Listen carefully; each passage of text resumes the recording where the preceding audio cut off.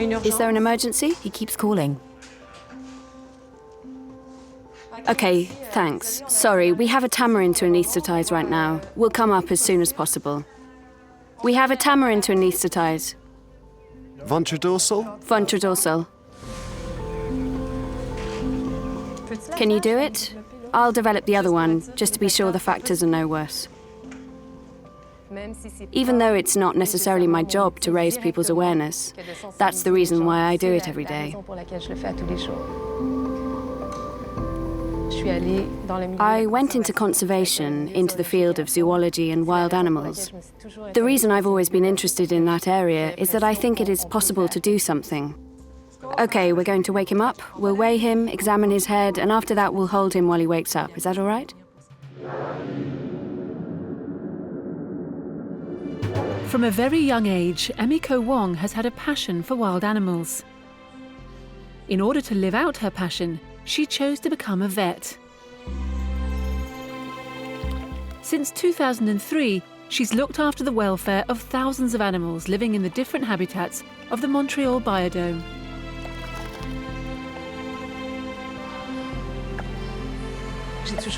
I've always been passionate about the environment and the planet. I decided that I'd like to focus my career on wild animals because I thought it was one way that you could contribute to working with the environment in order to protect it and that kind of thing.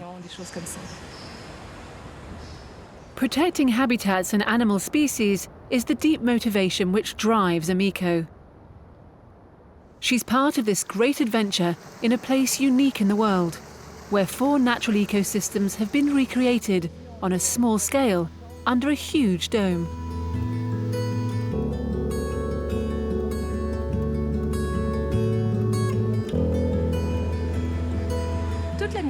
In animal medicine, there are lots of species which are very different, very varied. You move from amphibians, frogs, salamanders, that kind of thing, to fish. You jump from one species to another. One day you can be giving a fish an anesthetic, and the next day you might be doing the annual check on the lynxes. So you really jump from one species to another. I can't claim to have all the knowledge about every species, like someone who works with dogs would have about the canine species. So we use a lot of what is called comparative medicine. Let's say I have a capybara that's sick. What do I do with the capybara? What drugs can I give it? Well, I know that the capybara is a member of the rodent family. The animal that resembles it most in terms of size for which I know the drug dosage is the beaver. It's not very big compared to the capybara, but it's still going to be pretty comparable. In order to treat such a large variety of animals, Emiko must read many scientific articles and exchange information with other zoological institutions. The Biodome team also collaborates with experts in Brazil in order to maintain the tropical forest and the species that live there in good health. It's in that forest that the golden tamarin is found, a small primate from the Brazilian forests and an endangered species. The golden tamarin was born in the dome in 2004. A few weeks after his birth, his mother died and his father reared him. 4 months ago, his father died. Since his father died, the tamarin is certainly a bit more nervous. I presume he's feeling lonely and he needs company because he often gives gathering calls. Tamarins are very social animals. In order to find him a companion, Emiko and her team have called on the conservation program for the species. It's a star animal.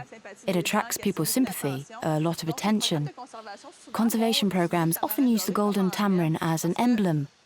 When people understand the conservation message about golden tamarins, they'll apply it to all the other animals in the tropical forest, even those which are less attractive, less cute, but just as essential.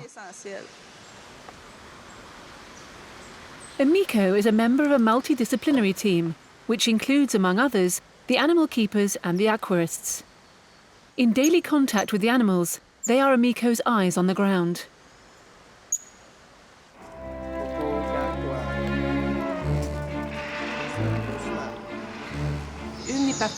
One of the most important parts of their work is observation, because they see the animals every day. As soon as something happens which isn't normal, they'll be the ones to spot it. I can go through the polar area, and sometimes something might seem abnormal, but it might be quite normal. I don't see them every day, so it's not the same. So that's really the first line of defense, to spot problems right at the beginning, so that we can act quickly.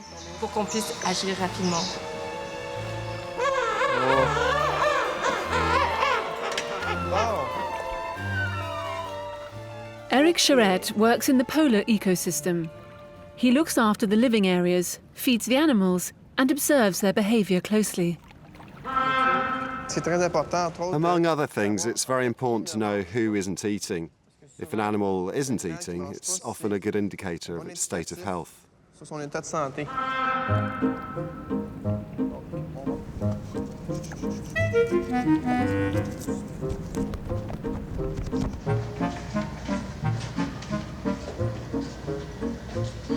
So how are things in the habitat?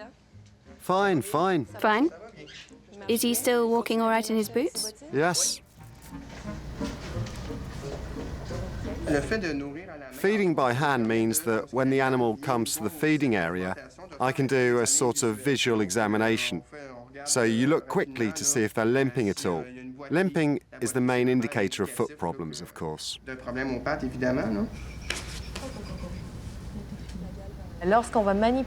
When we handle a penguin to examine it, I don't feel that it hates me afterwards. But when we handle the monkeys, they make faces at me. I think they're looking daggers at me.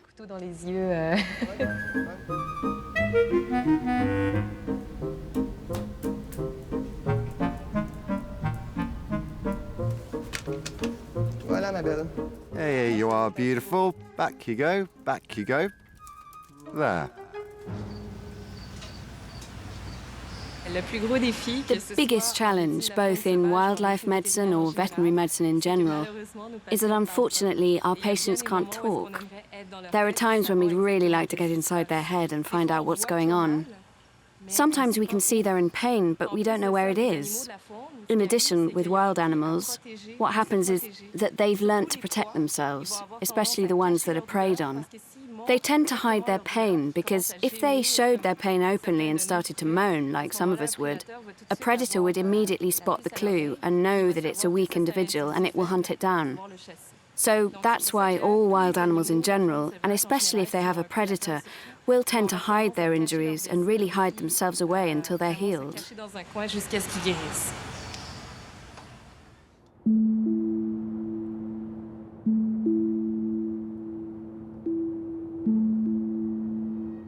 After waiting for several months, a genetically compatible female tamarin has finally been found. On arrival in the biodome, the female is placed in quarantine. Emiko must make sure she's not carrying any infectious diseases which she could pass on to the other animals. We always carry out a veterinary examination on arrival with tests like blood samples, x-rays if necessary, and then, if everything's all right from that point of view, after a month we'll be able to pair up the two individuals. 630. When she arrived, I think she was 637, so that's okay. Have you got some gloves with you? Yeah. Oh, she's got a small birthmark on her left eyebrow ridge. A change of habitat is always very stressful for the animals. She's very beautiful. In spite of all the precautions that are taken, the question remains, will the female tamarin be able to adapt to her new environment?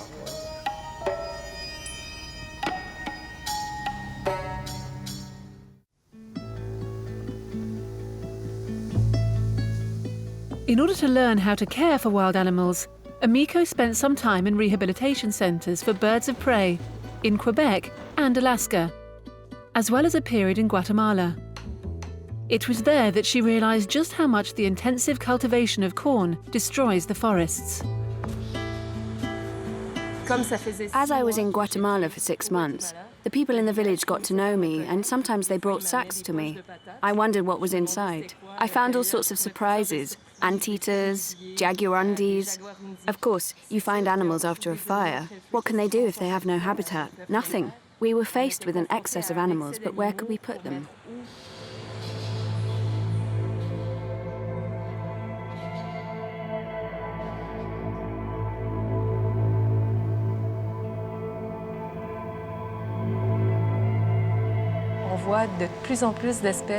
We're seeing more and more species disappearing from the Earth.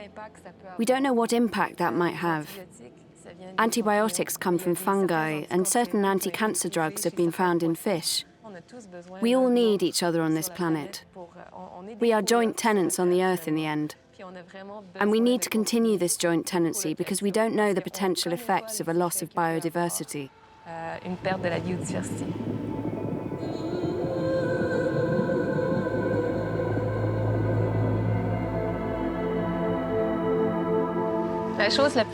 The most important thing to do to protect endangered animals is to protect their habitat.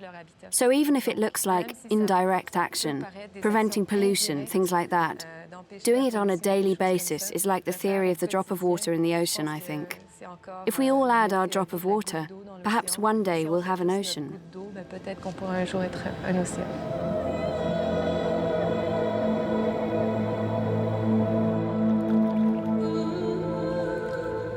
Protecting natural ecosystems is important if we don't want to see some species disappear forever.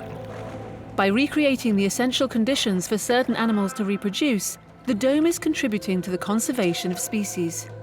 Watch out, beautiful. When the time comes for the penguins to mate, Eric installs nests and gives them pebbles which match very precise criteria.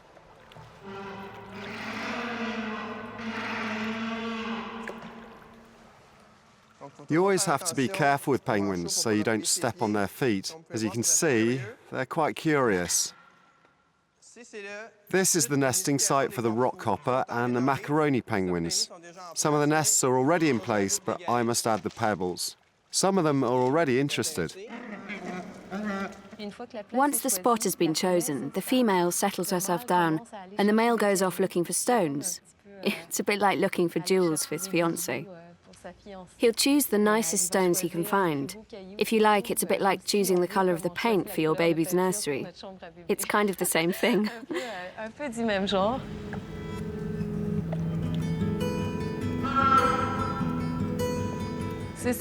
Of course, we'd like to imitate nature as faithfully as possible.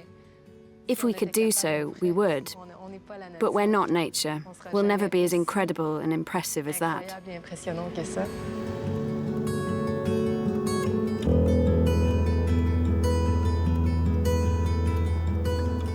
Reproducing habitats so that they're as natural as possible is sometimes a difficult task, especially for animals that need a very large living space.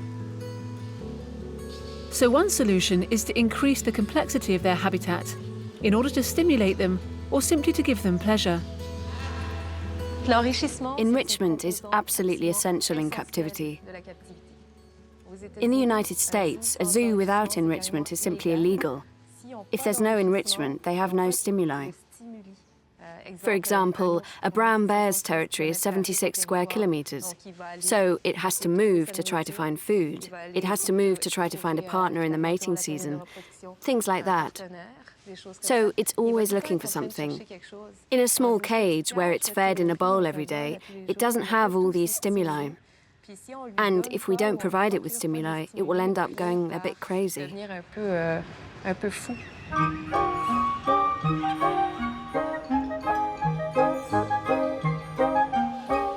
In the case of the otters, they're given fish frozen in a block of ice, which makes their task a bit harder.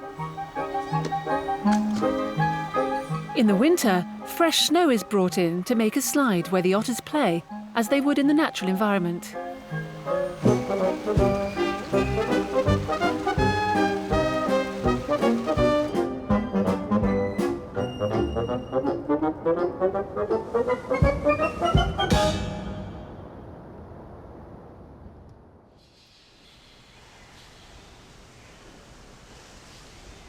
Today's the big day when our golden tamarin is going to meet his future companion. Isabel first has to take him out of the tropical forest. The golden tamarins will be introduced to each other in cages. We'll give them 1 or 2 days side by side so they can get to know each other.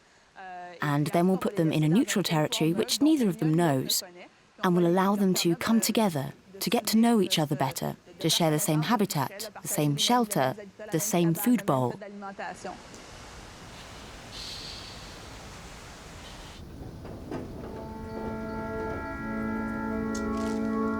The male tamarin, who has never known an environment other than the tropical forest, finds it hard to adapt. Concrete and bars. He's never seen that in his life. Perhaps we should have got him used to it first, because for the moment he's pretty upset. And he's being very shy and staying in his shelter. We saw him come out a little bit, but generally he's staying inside. He's a bit scared. For her part, the female seems less shy, and above all, she's very intrigued by her new companion.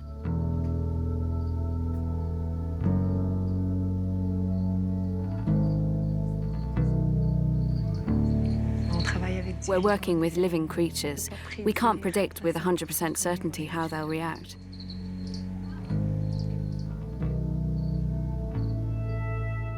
The female makes the first approach.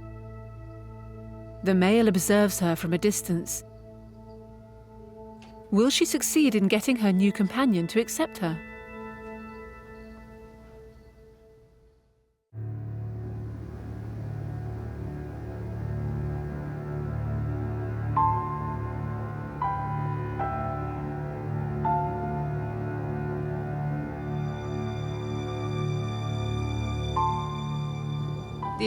When we're doing our everyday clinical work with the animals, examining them, taking blood samples, doing x-rays, sometimes we forget.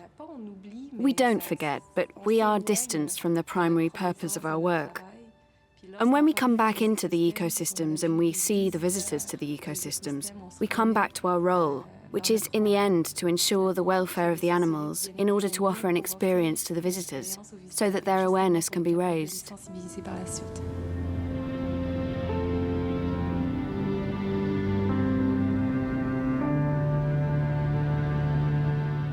The impact of humans on their surroundings sometimes forces animals to adapt to a less and less wild environment. So they take over the small areas of greenery which remain here and there in the city. In Montreal, a population of raccoons has done just that in the wooded area of Mount Royal. Although most of Emiko's work takes place in the dome, she does sometimes have to intervene in the field with this urban wildlife. They live on the hill here, and a lot of people feed the raccoons and squirrels by hand. Feeding wild animals is never good for them. We do it for ourselves, but we never think about the animal when we're doing it. If we really thought about the animal, we wouldn't do it, because we give them a ready supply of food. They'll have less strength to survive in the wild afterwards. When you're ready. We call this a raccoon pancake. She's very quiet. I was moving quietly. I thought she'd stay. A little injection. There you are. Natural habitats contribute to maintaining the conditions favourable to life on Earth. By destroying ecosystems, humans are placing themselves in a position of uncertainty. Learning to cohabit with wildlife and nature is the challenge that human beings must take up at the beginning of the 21st century.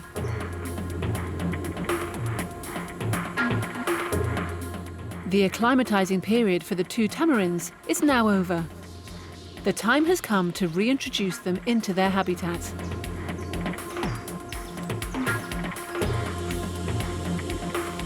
It's a delicate operation. The female doesn't know the tropical forest. She could take fright and fall into the caiman's pool. In order to reduce the danger, the pool has even been emptied of water. Oh, she's out. Yes. Oh, she's gone to that big tree at the back. Yes, I think she's a bit stressed. He needs to show her where to go, because on that artificial tree there, Oh, let's hope she doesn't fall among the caimans.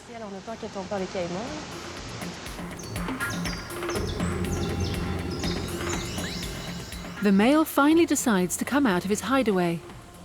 Gradually, he shows the female around her new habitat. Not far away, a cotton-topped tamarin observes the scene, while the sloths lounge around, firmly settled in the branches of a tree. We're really very happy with the results. I watched how they reacted in the forest. The male felt a lot more at ease when he got back into the forest, which is his main habitat. In the end, it all went almost perfectly. I'd say that the male was a bit shy, which was a little unexpected, and then the female adapted pretty well.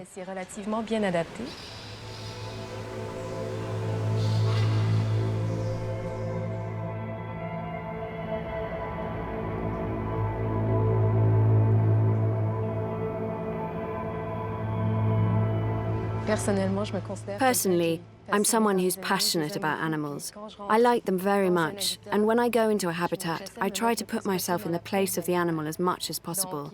There are some animals for whom I think that captivity is a bit sad. Obviously, these are ambassadors, and we have to see the global aspect of everything that we do here.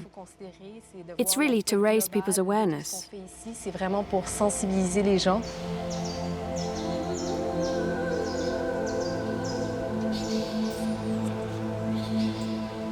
If there's one thing I'd like people to take away with them from the biodome, I think it's our situation in relation to the planet, what humans are doing in relation to the habitat of animals.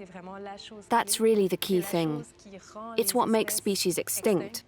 It's what makes species vulnerable or endangered. I think it's what we need to pay the most attention to, whether in terms of pollution or destroying habitat by burning. All those things mean that animals lose their homes, and I think that's what I'd like people to take away with them. So they'll want to be careful in the future.